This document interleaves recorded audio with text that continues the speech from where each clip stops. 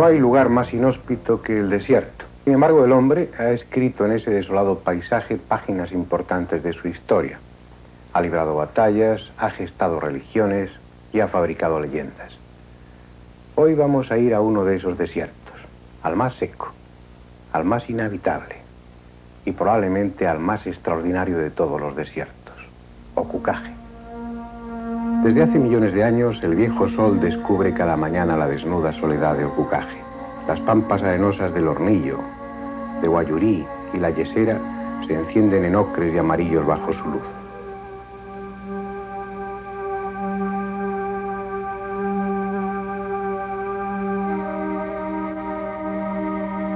Como tantos otros desiertos, este tuvo un pasado diferente. Fue primero mar y luego, al retirarse el Pacífico, marisma, en la que los cerros de ahora fueron islas habitadas por los grandes saurios. Dicen que el hombre vino a América hace 30 o 40.000 años, por arriba, donde ahora está el estrecho de Bering, y que tardó milenios en llegar a esta tierra torturada y seca del sur. Tal vez no fue así, como luego veremos, pero lo cierto es que ese hombre de pretendido origen asiático sintió, quién sabe por qué, la fascinación que el desierto ejerce sobre algunos y se quedó. Y aquí sigue, explotando los pobres recursos del oasis, conviviendo con guarangos y palmeras, edificando sus casas de adobe y cañas, haciendo de la arena y el polvo su ambiente, huérfanos de lluvia y, pese a todo, recibiendo de tan pobre tierra el necesario sustento, enganchado a ella generación tras generación, amontonando sus muertos en nichos apiñados como siniestra colmena, sabiendo que este clima conserva los cuerpos para siempre, sarmentosos y secos, como si la tierra no supiera qué hacer con ellos.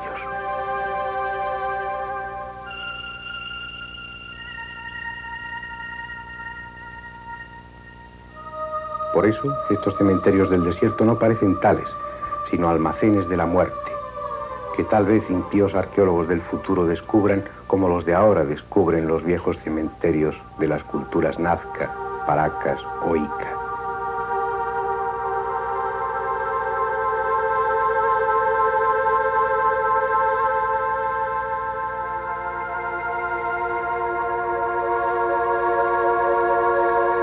Aquí en Huacachina Seca, en el distrito de Pueblo Nuevo, fueron tractores los instrumentos que el destino empleó para exhumar los restos de otro pueblo amante del desierto.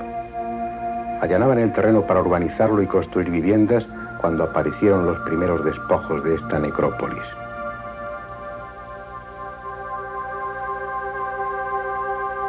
A las pocas horas, los huaqueros, esos profanadores de tumbas antiguas, ya estaban excavando en busca de vasijas, de adornos, de chaquiras, de todo ese material que acompañaba a los enterramientos y que hoy constituye un mercado del que muchos peruanos viven.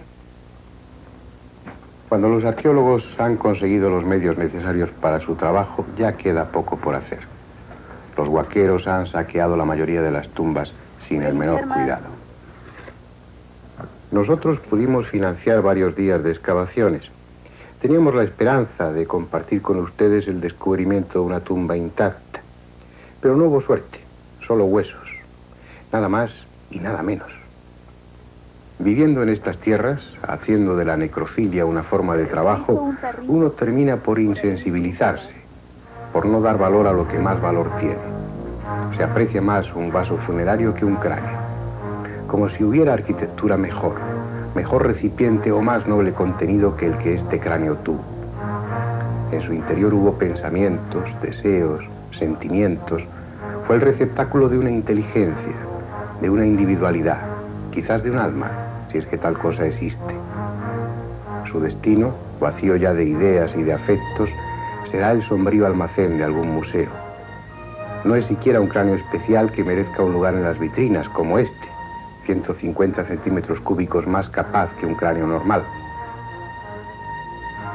La deformación artificial no se acompaña de aumento en la capacidad, así que debe pertenecer a un gigante, o a un hombre común al que la suerte concedió un cerebro mayor de lo normal, sin que su probable incremento de inteligencia le deparase mejor destino que el de curiosidad para pasmo de turistas. Es uno de los muchos extraños hallazgos producidos en torno a este desierto, en las necrópolis que excavaron algunas de las culturas más fascinantes de América. Hallazgos curiosos, arqueológicamente apasionantes y a veces humanamente estremecedores, como esta mujer, muerta de parto hace 1000 años, momificada con su hijo nonato envuelto en un paquete que ella sostiene en el regazo. No hay quizás maternidad más trágica ni más tierna en museo alguno.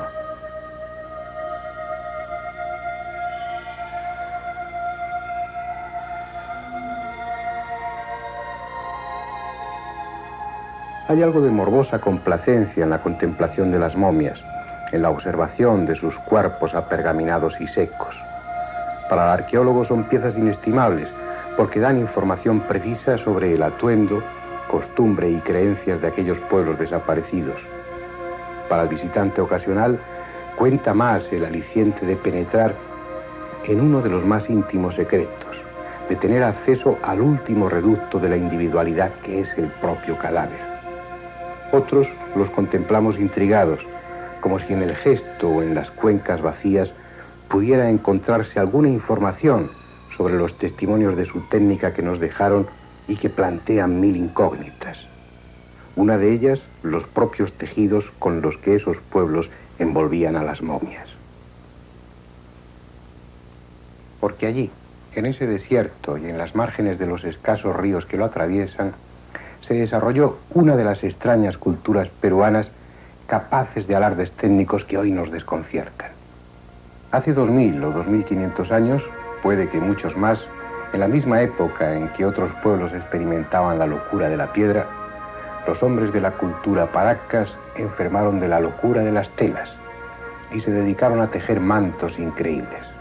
Los más comunes de algodón medían a veces 20 y 30 metros de longitud, lo que da una idea de su industria. Pero lo extraordinario es que medían hasta 4 metros de anchura, lo que hoy, pese a nuestros modernos telares, resulta prácticamente imposible. El otro problema que plantean estos mantos es el del material en sí.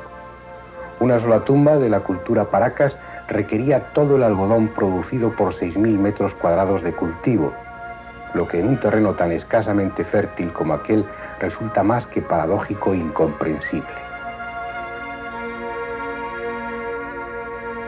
A pesar de todo, esos mantos extraordinarios eran apenas nada comparados con otros especiales que ellos tejían, unos mantos insólitos, sin paralelo en cualquier otra cultura del pasado. Hemos de conformarnos con su recuerdo y con escasas fotografías, porque la luz de los focos sería suficiente para dañarlos irreparablemente. Los hacían con trama de algodón, bordada con lana de alpaca o de vicuña, consiguiendo hasta 190 matices distintos de color. Utilizaban además hilos de oro y de plata, cabellos humanos, pelos de murciélago y hasta casi invisibles pelos de vizcacha, la chinchilla de los Andes.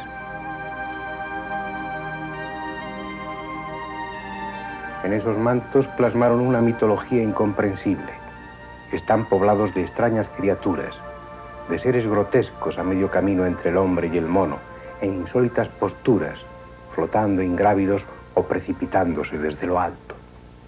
Esa cultura de insensatos tejedores, conocida como la cultura de Paracas, fue también la responsable, o al menos eso se cree, de uno de los enigmas que más tinta han hecho correr en los libros que tratan sobre el pasado de América, el llamado Candelabro de los Andes. Fotografiado y filmado innumerables veces, analizado o referido en centenares de libros y sin perder un gramo de misterio, tan enigmático como el primer día.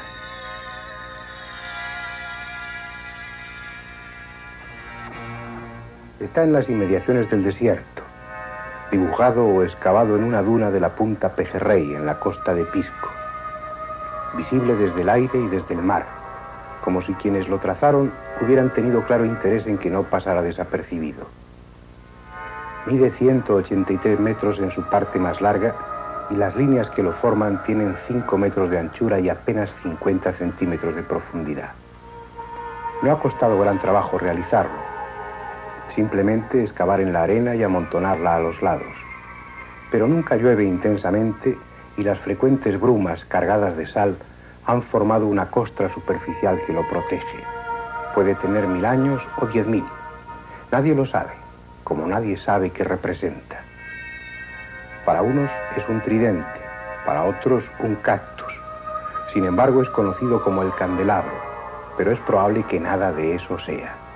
Las irregularidades en sus brazos sugieren un cactus esquematizado, pero entonces, ¿qué significan los dos tirantes que unen las ramas laterales a la central? Y si es tridente, ¿por qué esas ramificaciones secundarias? Tal vez sea una representación del árbol de la vida, ese puente simbólico que une al hombre con la divinidad, o el aviso que señala un terreno prohibido, un espacio tabú, o el emblema de un imperio desaparecido.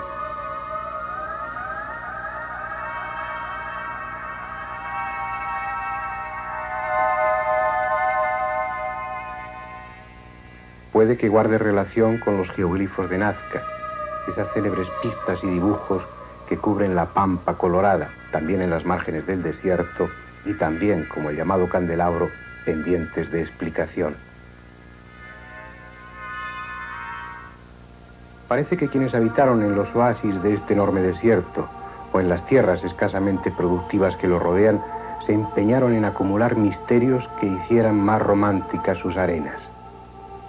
No es un desierto peligroso. Bastan un par de jornadas a pie para atravesarlo en su parte estrecha, entre la carretera panamericana y la costa. Sin embargo, hay cierto recelo en viajar por él, sobre todo cuando llega la noche. Dicen que entonces pueden verse extrañas luces. Un toro de fuego que recorre enloquecido el desierto, o según otros, naves de otros mundos que siguen visitando la zona como hace siglos. También hablan de ciudades muy antiguas, de antes del último diluvio, que yacen enterradas bajo la arena y que un día el viento destapará. Y es cierto que hace años, durante una de las noches que pasamos allí, varios vimos una luz extraña que recorría las colinas como si no existieran obstáculos para ella. No pudimos saber qué era. Tal vez es el legendario toro encendido. ¿Quién sabe? En esta ocasión también hicimos noche allí, pero no vimos más luces que las de nuestras propias linternas. Lo que sí vimos de nuevo es un lugar de melancólica belleza, enredado, cómo no, a una leyenda. Se trata de un oasis que surgió alrededor de la laguna de Huacachina. Hace unos años languidecía. Sus hoteles vacíos se desmoronaban lentamente y la propia laguna estaba reducida a un charco de agua verde. Ahora está resucitando. La nostalgia ha podido más que el abandono y Huacachina volverá a ser el romántico balneario que era antes. Rodeada por dunas que el virazón, el viento del suroeste, ha empujado hasta aquí, la laguna espera pacientemente el regreso de los reumáticos. Prosaico fin para una laguna legendaria, porque no es agua, sino lágrimas lo que contiene. Las derramó una doncella inca por la muerte de su amante. Y no es laguna, sino tumba, porque esa misma doncella, acosada por un cacique lascivo, se arrojó al agua, que eran sus lágrimas, defendiendo su honestidad. Y dicen que para ocultarla mejor las aguas se volvieron verdes. Allí estará aún la Virgen Inca, en el fondo de la laguna, unido su destino al de Huacachina, sin morir del todo mientras haya alguien que recuerde la leyenda.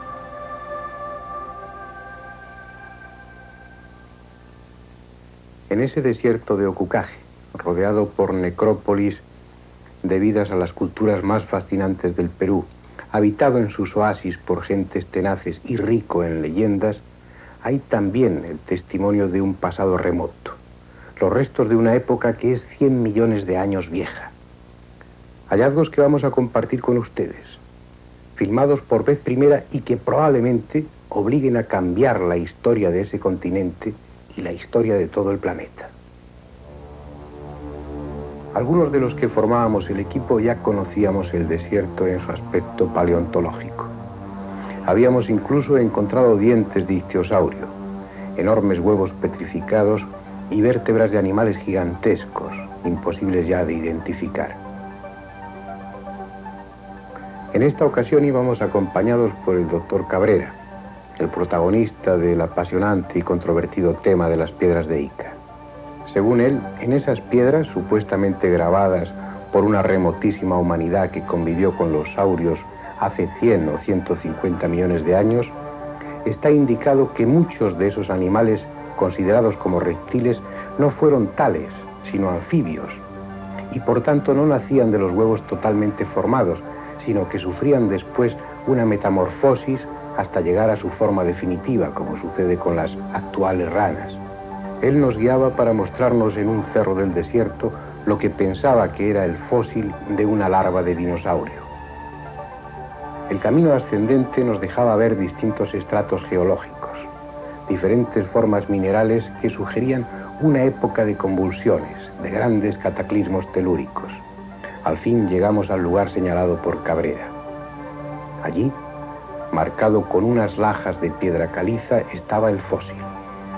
Pertenecía a un animal fusiforme, un pez, o como sugería el médico de Ica, la larva de un viejo saurio.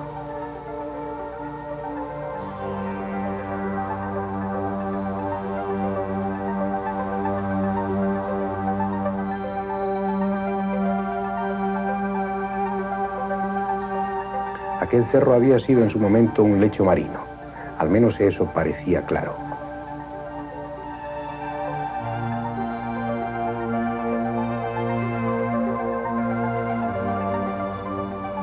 Aún más arriba encontramos lo que parecían huevos de grandes saurios. No se trataba de bombas volcánicas y estaban agrupados. Además, huevos petrificados de esa época remota son frecuentes en aquella zona. Cerca de ellos, y también en la superficie del terreno, estaban los restos igualmente petrificados de un enorme animal provisto de 2 cuernos o colmillos aún reconocibles, y lo que parecía el nacimiento de un tercero entre ambos. Puede que un triceratops o un simple y reciente mamut.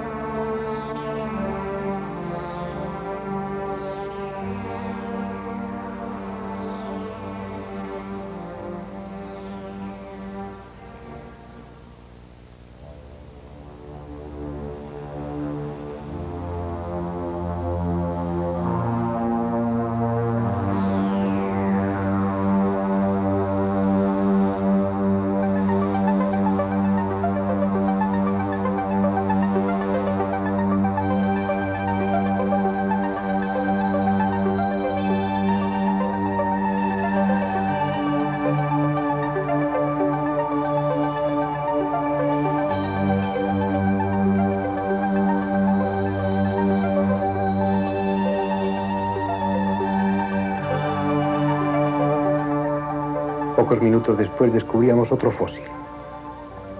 En esta ocasión la cabeza y gran parte de la columna vertebral de un reptil de mediano tamaño, similar a un cocodrilo, posiblemente los restos de un viejísimo antepasado suyo, el Protosuchus, que vivió en el Jurásico hace de 140 a 180 millones de años.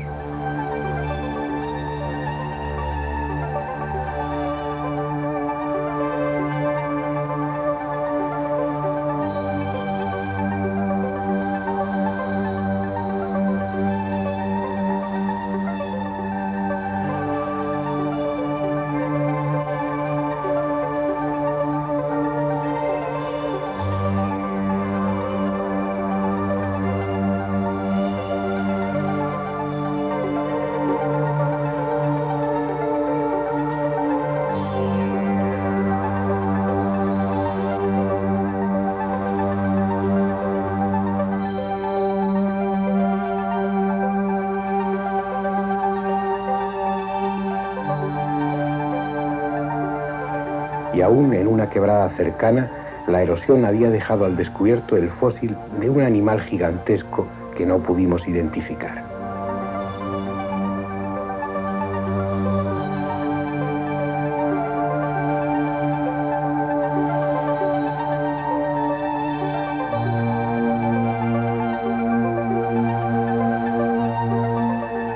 El desierto de Ocucaje se nos mostraba como un insólito museo paleontológico. Por una especie de milagro geológico, los fósiles no estaban en estratos profundos, sino en la superficie misma del terreno. Que en un espacio de menos de 1 kilómetro cuadrado pudiésemos encontrar los restos de diferentes animales extinguidos hace 60 o 70 millones de años era algo difícil de imaginar. Algo que no habríamos creído si fuese otro el que nos lo contase. Como tampoco habríamos creído que en ese lugar veríamos lo que ustedes van a ver a continuación. Formando parte del mismo estrato que los otros fósiles y por tanto de la misma época, encontramos los restos petrificados de un hombre. Aunque prácticamente deshecho, la columna vertebral y algunos huesos largos eran perfectamente reconocibles. Un hombre o un homínido muy evolucionado que convivió con los grandes saurios.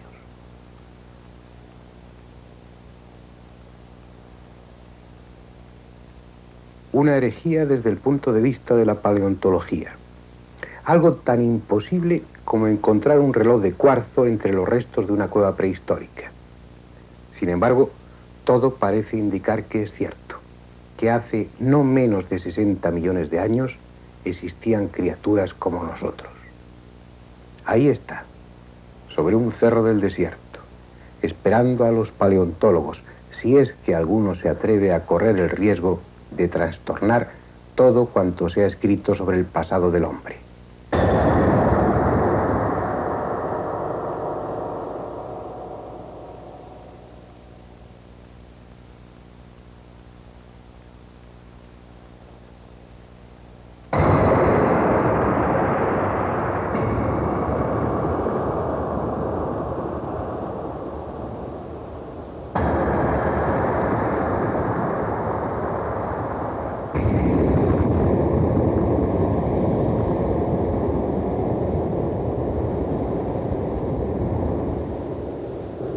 Es seguro que en esa tierra calcinada y seca hay más restos semejantes. ¿Quién sabe cuántos misterios encierra aún ese desierto, tan cercano, tan accesible y tan desconocido?